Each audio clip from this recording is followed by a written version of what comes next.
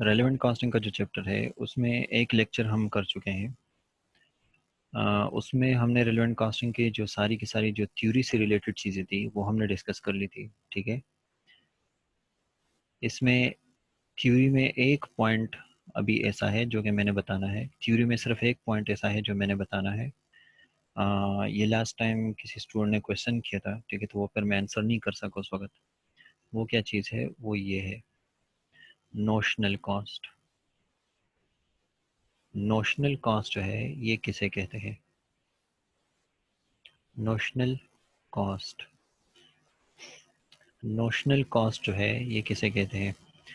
Notional cost जो है ये उस कॉस्ट को कहा जाता है, इसको ना उर्दू में हम ये भी कह सकते हैं फर्जी कॉस्ट। फर्जी कॉस्ट, ठीक है, कोई भी ऐसी कॉस्ट जो कि रियलिटी में एग्जिस्ट नहीं करती। रेलिवेंट कॉस्टिंग के प्रिंसिपल्स के मुताबिक कोई भी ऐसी कॉस्ट जो प्रैक्टिकली एग्जिस्ट ही नहीं करती, उस कॉस्ट को रेलेवेंट कॉस्ट कहा जाता है। सॉरी, उसको नोशनल कॉस्ट कहा जाता है। नोशनल के लिए एक और भी लफ्ज जो कि इस्तेमाल होता है वो क्या है, वो है हाइपोथेटिकल कॉस्ट। हाइपोथेटिकल कॉस्ट, ठीक है। हाइपोथेटिकल आप लोगों ने पास्ट में किसी जगह पर हाइपोथेसिस, हाइपोथेसिस मफरूजा, ठीक है। तो अगर कोई भी कॉस्ट ऐसी है जो कि आपने फर्ज की कि लेट से ये कॉस्ट इतनी है, तो उसको फिर क्या कहा जाएगा, उसको नोशनल कॉस्ट कहा जाएगा, ठीक है। और ये एक ऐसी कॉस्ट है जो कि प्रैक्टिकली एग्जिस्ट नहीं करती। नोशनल कॉस्ट चूंकि प्रैक्टिकली एग्जिस्ट नहीं करती, इसका मतलब ये है कि इसमें कैश की मूवमेंट नहीं होती। ये नॉन कैश कॉस्ट है, और चूंकि ये नॉन कैश है इसलिए ये इररिलेवेंट होता है, ठीक है। इसकी जो एग्जांपल्स है वो डिप्रिसिएशन है, लेकिन अभी आप लोगों ने शायद डिप्रिसिएशन नहीं पढ़ा होगा, ठीक है। डिप्रिसिएशन जो है ये इसकी एग्जांपल है, एम्पेयरमेंट जो है इसकी एग्जांपल है। ये सारे वो खर्चे हैं। डिप्रिसिएशन जो है ये आप FA2 में जाके इंशाल्लाह फिर पढ़ोगे, ठीक है। FA2 में आप लोग ये पढ़ोगे, या मे भी आप लोगों ने कहीं किसी लेवल पे पढ़ा हो। नोशनल कॉस्ट, अच्छा जी। अब इसके बाद क्या होता है, जब भी कोई कंपनी किसी कॉन्ट्रैक्ट के लिए बिड या प्रपोजल सबमिट करवाती है, जब भी कोई कंपनी किसी प्रपोजल के लिए बिड सबमिट करवाती है, तो वो क्या करती है, वो उस कॉन्ट्रैक्ट की क्या फाइंड करती है, रेलेवेंट कॉस्ट फाइंड करती है। जब भी कोई कंपनी कोई कॉन्ट्रैक्ट करना चाहती है, ठीक है, तो उस कॉन्ट्रैक्ट को करने के लिए कंपनी जो है एक बजट बनाएगी। उस बजट में कंपनी की कॉस्ट भी होगी और फिर प्रॉफिट भी होगा, ठीक है। तो वो जो कॉस्ट है ना वो इस चैप्टर के मुताबिक कैलकुलेट किया जाता है। मिसाल के तौर पे ये जो कंपनीज BRT का कॉन्ट्रैक्ट करी, इन्होंने जब गवर्नमेंट को प्रपोजल सबमिट कराया होगा तो इन्होंने क्या किया होगा, इन्होंने रेलेवेंट कॉस्टिंग यानी इस चैप्टर के मुताबिक कॉस्ट कैलकुलेट की होगी, ठीक है। और फिर जाके उसमें अपना प्रॉफिट ऐड किया होगा, फिर गवर्नमेंट को बताया कि हम आपके लिए काम इतने में करेंगे। तो जब भी कोई कंपनी किसी कॉन्ट्रैक्ट के लिए कोई बजट वगैरह कोई प्रपोजल सबमिट, तो उसके अंदर जो कॉस्ट होती है ना वो इस चैप्टर के मुताबिक कैलकुलेट की जाती है, रेलेवेंट कॉस्टिंग के मुताबिक। तो कंपनी क्या करती है, कंपनी उस कॉन्ट्रैक्ट के जो प्रपोजल है उसमें जो बजट होता है उसमें relevant cost of material, material की रेलेवेंट कॉस्ट, उसके बाद रेलेवेंट कॉस्ट ऑफ लेबर, उसके बाद relevant cost of overheads and relevant cost of non current asset. ये सारी चीज़ें जो है, इन सारों की रिलेवेंट कॉस्ट जो है वो कैलकुलेट की जाती है और उस कॉन्ट्रैक्ट के अंदर लिखी जाती है। लेकिन इन सारों चीज़ों की जो रेलेवेंट कॉस्ट है वो कैलकुलेट कैसे की जाती है वो हमने सीखना है, ठीक है। इसमें सबसे पहले जो है मैं स्टार्ट ले रहा हूँ किससे, रेलेवेंट कॉस्ट ऑफ लेबर और मटेरियल से।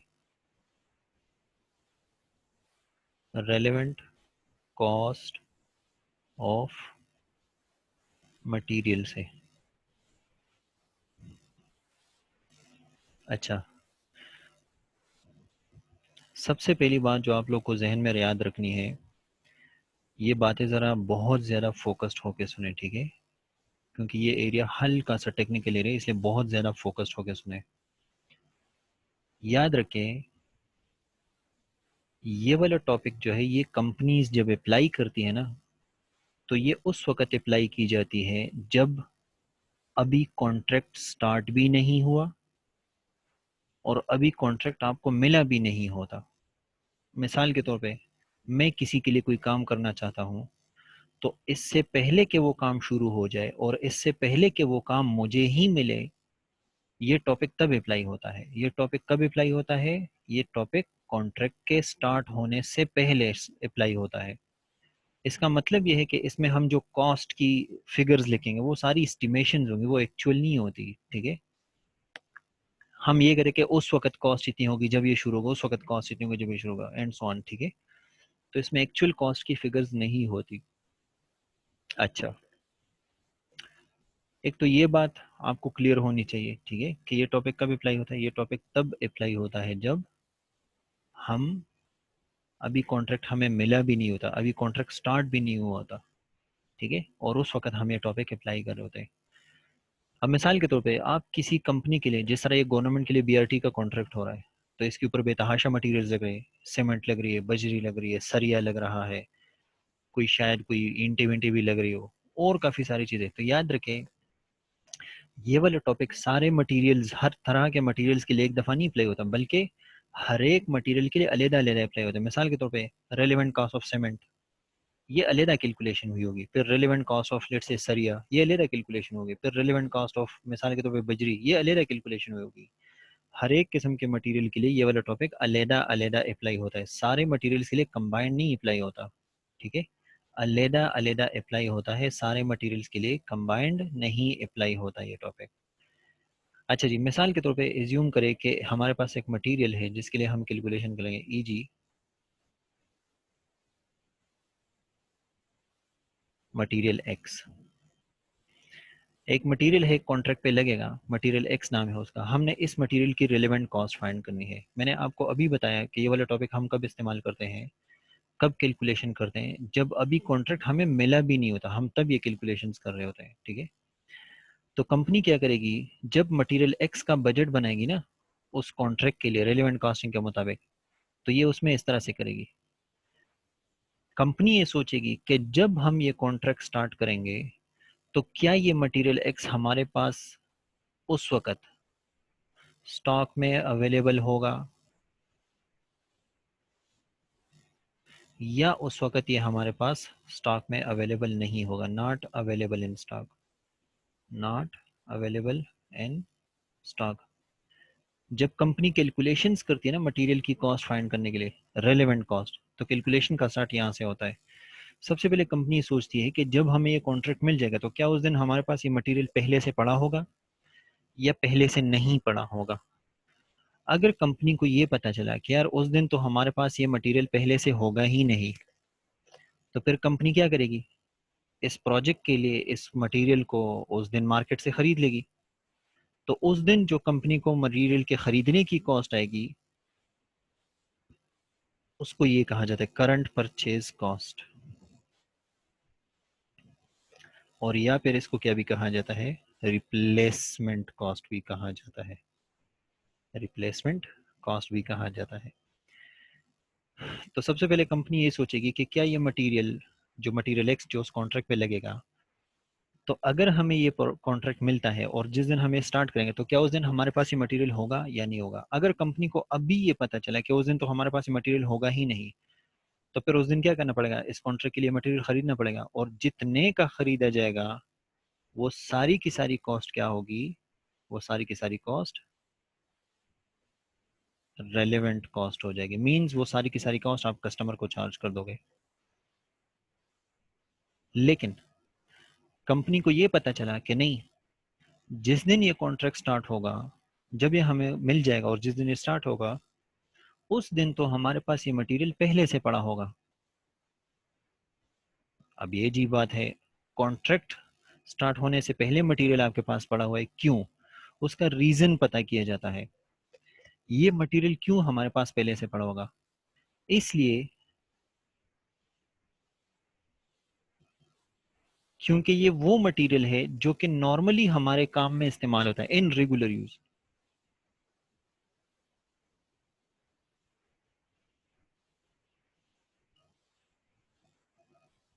क्योंकि ये वो मटेरियल है, इन रेगुलर यूज का मतलब ये है, अगर हमारे पास मटेरियल पहले से पड़ा हुआ है और वो बिकॉज ऑफ रेगुलर यूज होता है, इसका मतलब है कि ये वो मटेरियल है जो वैसे भी हमारे काम में इस्तेमाल है। मिसाल के तौर पे एक कंस्ट्रक्शन कंपनी है, तो उसके काम में नॉर्मली कौन कौन सी चीजें, ईंटें इस्तेमाल होती है, सीमेंट इस्तेमाल होता है, बजरी इस्तेमाल होता है, ये उनके काम में वैसे भी इस्तेमाल होता है। तो अगर किसी कंस्ट्रक्शन कंपनी को कोई कॉन्ट्रैक्ट मिलने वाला हो फ्यूचर में, तो उनके पास फ्यूचर में शायद ईंटें भी पहले से पड़ी हो, शायद सीमेंट भी पहले से पड़ा हो। क्यों?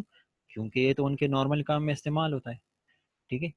तो या तो अगर मटेरियल आपके पास पहले से पड़ा होगा, तो या वो किस वजह से पड़ा होगा, बिकॉज ऑफ रेगुलर यूज, क्योंकि वो वैसे भी आपके काम में इस्तेमाल हो, या because of not regular use, इसका मतलब है because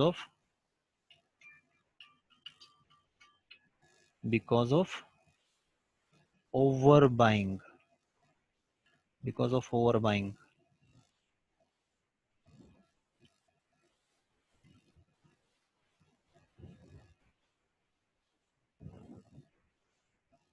because of over buying. Over buying का मतलब है कि आपके पास मटेरियल इसलिए पड़ा है क्योंकि किसी ज़माने में आपने ज़रूरत से ज़्यादा खरीदा था और वो अब बच के रह गया है और उसका कोई रेगुलर इस्तेमाल नहीं है। टॉपिक हमारा क्या है, रेलेवेंट कॉस्ट ऑफ मटेरियल। जब भी हम relevant cost of material calculate करेंगे तो हम सबसे पहले ये देखेंगे कि क्या मटेरियल हमारे पास पहले से पड़ा होगा जब ये कॉन्ट्रैक्ट स्टार्ट होगा, या हमें इस कॉन्ट्रैक्ट के लिए स्पेसिफिकली खरीदना पड़ेगा। तो अगर हमें पता चला कि हमारे पास तो पहले से नहीं होगा, तो इसका मतलब है कि इस कॉन्ट्रैक्ट के लिए स्पेसिफिकली खरीदना पड़ेगा। तो करंट जो परचेज कहाँ से या जो रिप्लेसमेंट कहाँ से, हमारे पास रेलेवेंट कॉस्ट हो जाएगी। अगर हमें ये पता चला कि नहीं, मटेरियल तो हमारे पास पहले से पड़ा होगा, तो फिर हम ये देखते हैं कि ये मटेरियल पहले से क्यों पड़ा होगा हमारे पास। क्योंकि या तो ये इन रेगुलर यूज होगा, मतलब ये वो मटेरियल है जो कि आम तौर पे हमारे काम में इस्तेमाल होता है, या फिर ये हमारे पास किसी ज़माने में ओवर बाइंग यानी ज़्यादा खरीदने की वजह से बच गया होगा। अब ये हमारे रेगुलर उसमें इस्तेमाल नहीं होते, लेकिन ये किसी ज़माने में हमने ख़रीदा था, ज़्यादा ख़रीदा था, तो उससे बच गया है। ठीक हो गया। अगर हमें ये पता चला कि ये वो मटेरियल है जो कि हमारे रेगुलर इस्तेमाल में है, तो बड़ी सिंपल सी बात है, अगर आप रेगुलर मटेरियल, वो मटेरियल जो आपके आम इस्तेमाल में है, अगर आप उसको उठा के नए कॉन्ट्रैक्ट में लगाओगे, तो रेगुलर यूज के लिए तो फिर मार्केट से खरीदना पड़ेगा। तो आप रेगुलर यूज के लिए दोबारा मार्केट से जब खरीद रहे हो,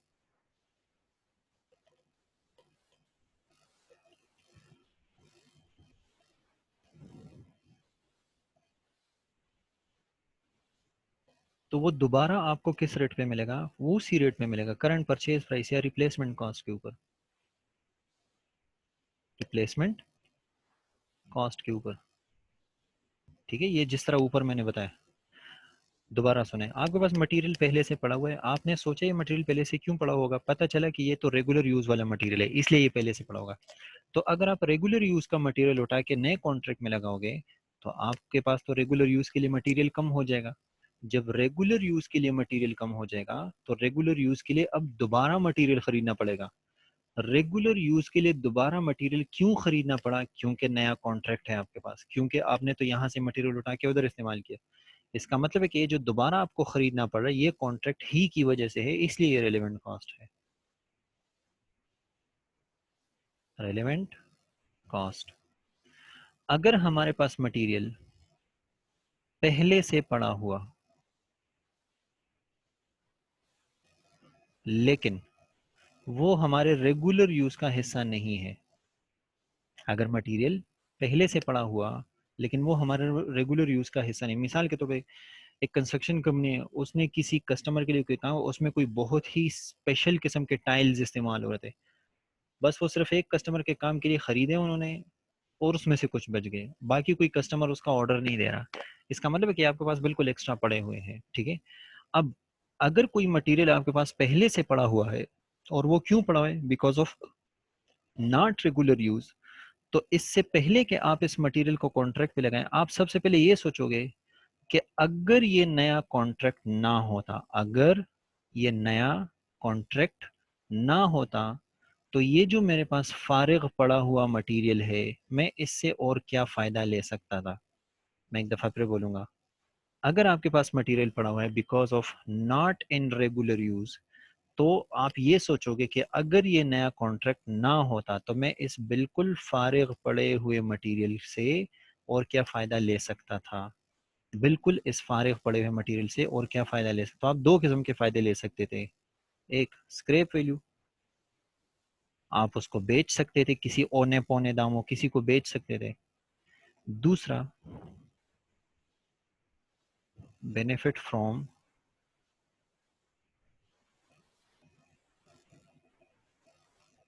अल्टरनेटिव यूज।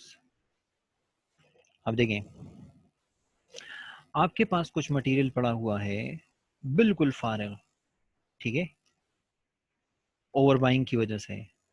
तो अगर ये नया कॉन्ट्रैक्ट ना होता तो आप उस मटेरियल से क्या फायदा ले सकते थे, या तो आप उसको बेच देते स्क्रैप वैल्यू, किसी औने पौने दामों किसी को बेच देते, ठीक है, आपके किसी कस्टमर के काम नहीं आ रहा, लेकिन आप उसको किसी और को तो बेच सकते हो ना, कुछ हल्के से पौने औने पौने दामों बेच सकते हो।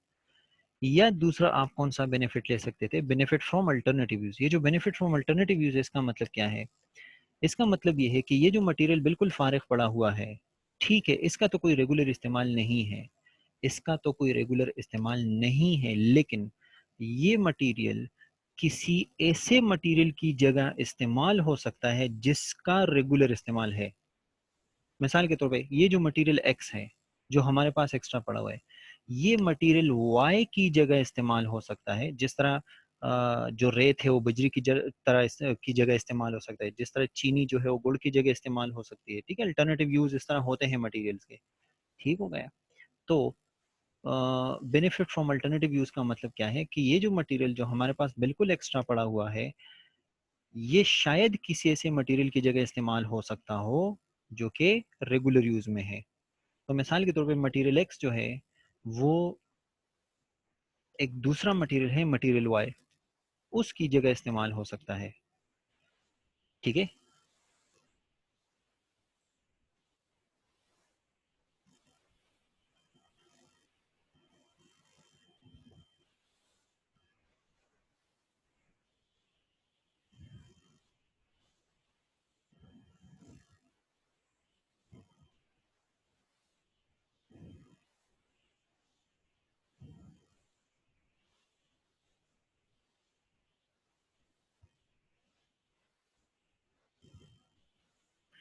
इसका मतलब कि ये मैं लिखवा देता हूँ यार आप लोगों के लिए।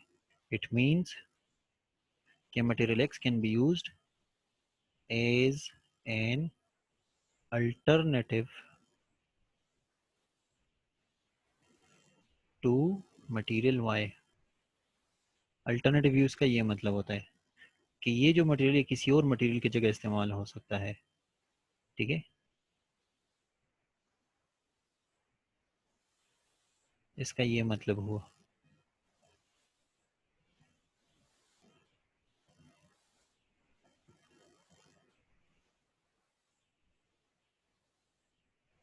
ठीक हो गया। और अगर ऐसा है, अगर ऐसा है तो फिर इसकी जो रिलेवेंट कॉस्ट वो क्या होगी, वो होगी relevant cost equals purchase cost of material Y. अब देखें, हमारे पास मटेरियल एक्स बिल्कुल फारिग पड़ा है, बिल्कुल एक्स्ट्रा पड़ा हुआ है, हम इसको नए कॉन्ट्रैक्ट में इस्तेमाल करना चाहते हैं, बट हमें ये पता चला कि ये हमारे पास एक्स्ट्रा पड़ा हुआ है। तो अगर ये नया कॉन्ट्रैक्ट ना होता तो हम इसको क्या करते, इस मटेरियल से और क्या फ़ायदा लेते, या तो हम इसको स्क्रैप वैल्यू बेच देते, या फिर हम इस मटेरियल एक्स को मटेरियल वाई की जगह इस्तेमाल कर देते, ठीक है, मटेरियल वाई की जगह इस्तेमाल कर देते। ठीक हो गया। अब अगर हम मटेरियल एक्स को मटेरियल वाई की जगह इस्तेमाल कर देते तो मटेरियल वाई की जो परचेज कॉस्ट है वो सेव हो जाती, मटेरियल वाई की जगह की जो परचेज कॉस्ट हो क्या हो जाती, वो सेव हो जाती, ठीक है। तो जो सेविंग्स हैं हमारे पास वो क्या होनी थी, वो होनी थी परचेज कॉस्ट ऑफ वाई। अब सिंपल सी बात है, आपके पास मटेरियल पड़ा हुआ है, वो लेट से एज्यूमिंग कोई 100 का बिक सकता है, आप चाहे तो आप उसको 100 का बेच दें, या आप उसको मटेरियल वाई की जगह इस्तेमाल करें, और मटेरियल वाई की जो परचेज कास्ट है वो मिसाल के तौर पे लेट से $130 है। तो आप कौन सा बेनिफिट लोगे, बेचने का या अल्टरनेटिव यूज का, ऑब्वियसली जो ज्यादा होगा उसका फैसला करोगे आप। ठीक है, तो हम रिलेवेंट कॉस्ट की बात कर रहे हैं, और रिलेवेंट कॉस्ट क्या होगा? रिलेवेंट कॉस्ट होगा हायर ऑफ दीज टू, यानी स्क्रैप वैल्यू और बेनिफिट फ्रॉम अल्टरनेटिव यूज। इन दोनों में से जो हायर फिगर होगी वो हमारे पास रेलेवेंट कॉस्ट होगी, और वो असल में क्या चीज़ होगी? वो असल में अपॉर्चुनिटी कॉस्ट होगी। ठीक है, अपॉर्चुनिटी कॉस्ट मैं आपको लास्ट टाइम बता चुका हूँ। अपॉर्चुनिटी कॉस्ट किसे कहते हैं? अपॉर्चुनिटी कॉस्ट कहते हैं उस बेनिफिट को जिसकी आप कुर्बानी देते हो बिकॉज ऑफ अ डिसीजन। तो अगर आप इस नए इस मटेरियल को, ये जो मटेरियल एक्स है, अगर आप इसको कॉन्ट्रैक्ट में इस्तेमाल करने जा रहे हो, तो या तो आप इसकी स्क्रैप वैल्यू की कुर्बानी दोगे या इसके अल्टरनेटिव यूज की कुर्बानी दोगे। तो इन दोनों, ये दोनों बेनिफिट्स है बेसिकली। तो इन दोनों में से किसी एक का बेनिफिट दोगे। किसका? जो हायर होगा उसका बेनिफिट आप दोगे। ठीक है, उसका बेनिफिट जो है वो आप कुर्बान कर दोगे। ठीक है, उसका बेनिफिट जो है वो आप फोरगो कर दोगे, कुर्बान सेक्रीफाई कर दोगे। तो इसी को अपॉर्चुनिटी कॉस्ट कहते हैं। ठीक हो गया, ये हमारे पास हो गया रेलेवेंट कॉस्ट ऑफ मटेरियल का चार्ट। अच्छा, आप लोगों के लिए असाइनमेंट क्या है? असाइनमेंट ये है, ये जो relevant cost of material x है, ये जो relevant cost of material x है, सारे ध्यान से सुने। ये जो रेलेवेंट कॉस्ट है हमारे पास, हर एक बंदे ने, आप में से हर एक बंदे ने ये जो चार्ट है, ये पांच पांच दफ़ा बना के, हर एक बंदे ने ये जो चार्ट है ये पांच पांच दफ़ा बना के मुझे व्हाट्सएप करना है, लेकिन ग्रुप में नहीं करना। ग्रुप में नहीं करना, मुझे पर्सनली व्हाट्सएप करना है, और हर एक बंदे ने अपना नाम उसके साथ लिखना है कि सर ये मेरा असाइनमेंट है। ठीक है, कल से ऑनवर्ड क्लास में वही बंदा बैठेगा जिसने ये चार्ट पांच दफ़ा बना के मुझे पर्सनली व्हाट्सएप पे मैसेज किया हो अपने नाम के साथ कि सर मेरा नाम ये है और ये रहा मेरा असाइनमेंट। पांच दफ़ा ये चार्ट बनाना है। क्वेश्चंस मैं कल ही करूँगा इसके ऊपर। मैं एक दफ़ा फिर बता रहा हूँ, क्लास में वही बंदा अलाउ होगा जिसने ये असाइनमेंट पांच दफ़ा बना के भेजा हो, मुझे मैसेज किया हो। ये बात सारों को समझ आ गई है? सारों ने सुन ली है बात? Yes sir. हाँ जी, सर ठीक हो गया। तो बाकी इंशाल्लाह कल पढ़ेंगे। ठीक है, और ये असाइनमेंट लाजमी करना है। जिसका असाइनमेंट मुझे नहीं मिला क्लास से पहले, वो क्लास में नहीं अलाउ होगा। ठीक है, बस ठीक है, बाकी इंशाल्लाह कल से फिर करेंगे।